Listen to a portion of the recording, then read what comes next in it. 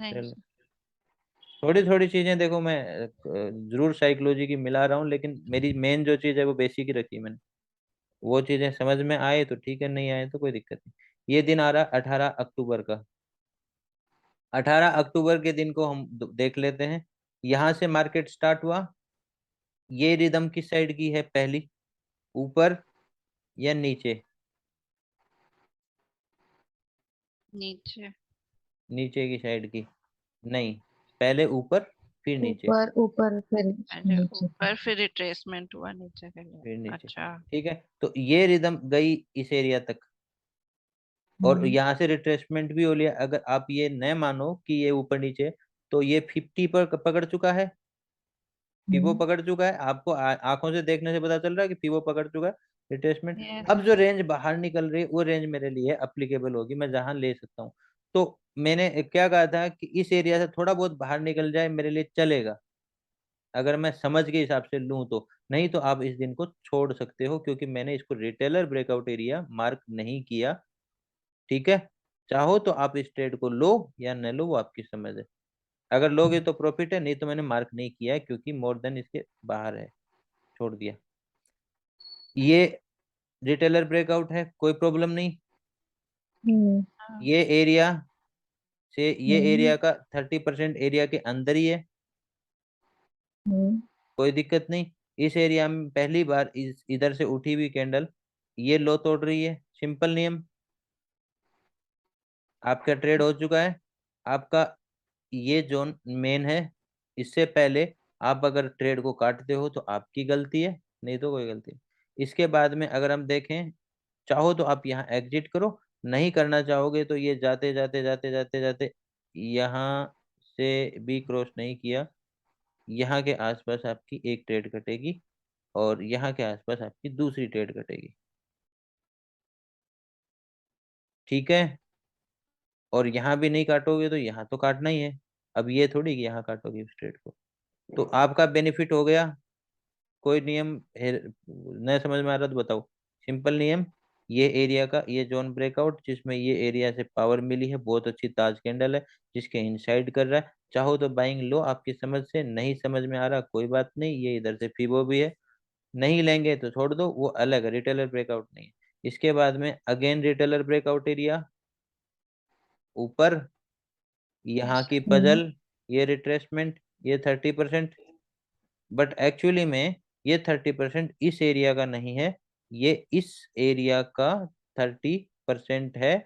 कई बार हम फीबो लगाते हैं ना, तो जैसे कहते हैं कि यहाँ का फीबो नहीं मिल रहा, फिर हम वहां का फीबो लगाते हैं एक समझ के दायरे में। यहाँ दो नहीं बन सकते थे, यहाँ दो बन सकते थे, क्योंकि लो मेरे पास नीचे से था। तो एक्चुअली में ब्रेकआउट ये सिर्फ इसका नहीं था, समझ लगाएंगे तो ये इसका भी ब्रेकआउट था। समझ रहे हो हम्म। मेरी बात? तो अगर मैं इसका जी जी। ब्रेकआउट देख रहा हूँ तो मैं ये फ्लेम देख रहा हूँ, ये देख रहा हूं, तो अब यहाँ पे दो चीजें हो रही हैं, ये अलग है, ये अलग है। तो इस और इस चीज के कॉम्बिनेशंस की वजह से ये वाला लेके भी मैं देखूंगा अगर बाहर जाएगा तो। क्लियर है? ठीक है। तो अब यहाँ के बाद में बाहर जा रहा है, वैसे भी आपको ये बाहर जा रहा है तो पहली बार लो क्रॉस कहाँ कर रहा है, यहाँ पे। एसएल आपका बन गया है, एसएल आपका कटा नहीं है, जिसको हम डिस्काउंट बोलते हैं वो डिस्काउंट है। बट यहाँ कोई पिरामिडिंग नहीं होगी। पिरामिडिंग जोन निकलने के बाद होती है, पहला जोन। और ट्रेड भी जब कर, यहाँ तो सिर्फ एसएल होगा। चाहो तो आप फोमो में पहले थोड़ा 2-5 पॉइंट पहले यार कम में काट दो। आप सोच रहे हो कि यहाँ जाएगा तो और ज्यादा कट जाएगा, वो बात आपकी फियर ग्रीड की बात है। और जहां आप देखोगे तो नॉर्मली यहाँ पे ग्रीड दी गई है, ये पावर के अगेंस्ट में। तो समझ जाओगे तो नहीं काटोगे, नहीं तो आप बैठे रहोगे। कटा वैसे एसएल है नहीं। यहाँ के बाद मार्केट वापस से नीचे की साइड चलना होता है। ये जोन ब्रेक करने के बाद पजल तो करेगा, यहाँ के पीछे की जोन भी आ रहा है, ये पीछे की जोन के बाद में और भी पीछे की आ रहा है। तो ऑलरेडी ये पीओसी हो चुका, थोड़ा सा ठहर भी सकता है। ये जोन बना, जोन के अंदर प्राइस का तड़का लगा, वो तड़का किसका लगा? एक हैमर, ताज कैंडल का। और वहां से चाहो तो आप एक ट्रेड लेना चाहो तो ले सकते हो, जिसको पिरामिडिंग बोली जा सकती है। और इसका परफेक्ट 50% डिस्काउंट भी बोला जा सकता है। एक ट्रेड आपकी यहाँ से ली हुई इस जोन के निकलने के बाद यहाँ पे कट गई है, ठीक है, और अगर हम चाहें तो देखो नॉर्मली एक ही जोन एक ही कैंडल के अंदर ये फिर रहा है, दूसरी कैंडल अगर दूसरा ट्रेड हम चाहें तो यहाँ कट जाएगी, नहीं कटेंगी तो हम यहाँ से कैरी रखेंगे, नहीं तो दोनों ट्रेड यहाँ से वापस कैरी करेंगे और नीचे की साइड चलना स्टार्ट करेंगे। फिर इस एरिया को ब्रेक करेगा तो पहली ट्रेड हमारी कट जाएगी। अगर आप सीएसटी की समझ रखते हो इन एरिया की, तो बेशक इस प्लेस को भी आप इसके सपोर्टिव बेसिस पे काटने में यूज कर सकते हो स्मार्टली। एक बड़ी फ्लेम आ रही है, क्यूआरटी टाइप लग रहा है, तो चाहो तो यहाँ आप चाहे अपना एक ट्रेड हल्का करो, नहीं तो यहाँ हल्का कर दो, बाकी के तो कहीं ना कहीं हल्का हो ही जाएंगे। ठीक है, कोई दिक्कत अभी तक? हम्म, सर हम्म ये वाली जो कैंडल है, हम्म। ये नहीं यहाँ पे कंसिडर होगा क्या पिरामिडिंग के लिए? हम्म, क्योंकि हम इसको एज अ जोन यहाँ पे भी तो कंसिडर कर सकते हैं ना। हाँ ठीक है, अगर आप ले रहे हो तो एक चीज और समझना, हाँ ये जी। चीज सही है। आपने यहाँ ट्रेड लिया पिरामिडिंग में, कोई दिक्कत नहीं है।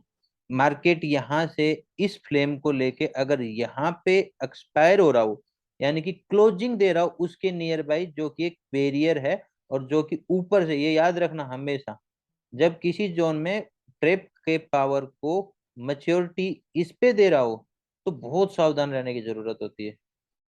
ट्रांजैक्शन के बेसिस पे बता रहा हूँ। तो यहाँ पे हम एक चाहें तो एक कट कर सकते हैं पिरामिडिंग को, और वो ट्रेड हम चलने दे सकते हैं। चाहे तो यहाँ दोबारा ऑन कर सकते हैं, वो अलग समझ है, हर बार हम ऑन ऑफ कर सकते हैं। यहाँ पे अगर मैच्योरिटी देगा तो ये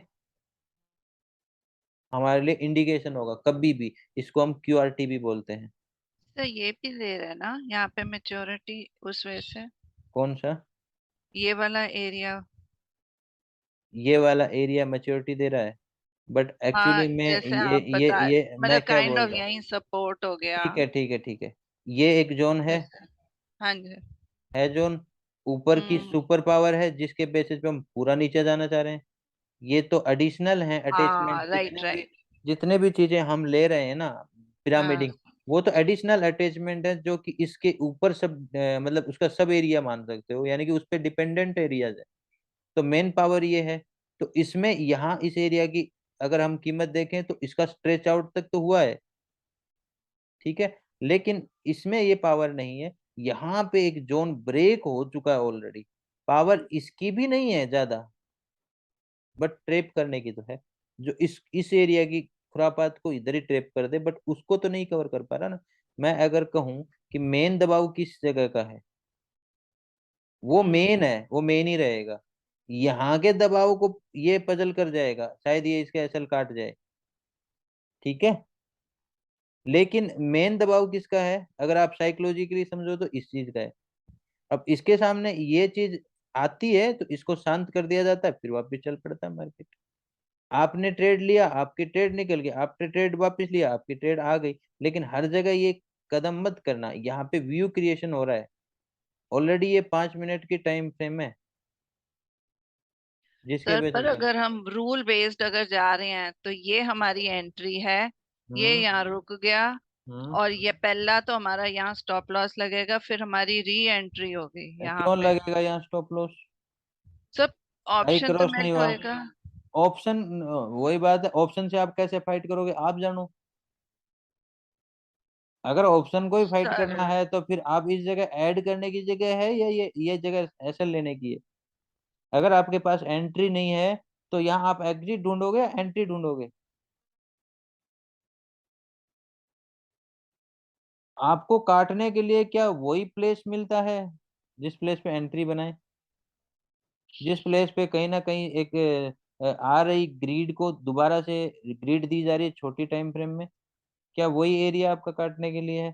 काटने के लिए जब आपको शर्त दे रखी है तो वो शर्त पे रखो, रहो ना, खत्म बात। मैं उससे ऊपर रुकने की बात ही नहीं कर रहा, उसको क्रॉस करने दो। मेन पावर इसकी है, मैं इंडेक्स के हिसाब से चलूंगा, ऑप्शंस के हिसाब से नहीं चल रहा हूँ।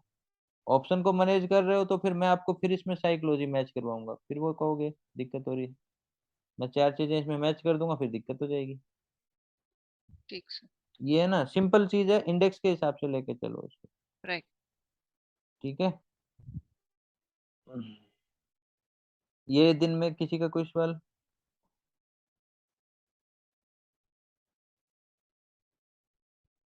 मेरे हिसाब से कोई सवाल नहीं होना चाहिए। नहीं। चलो ठीक है, एक दिन और ले लूं या फिर वीडियो, ये भी काफी लंबा हो गया शायद मेरे हिसाब से। 2 दिन ले लिया ना इस वीडियो में, चलो इस वीडियो को भी पॉज करते हैं।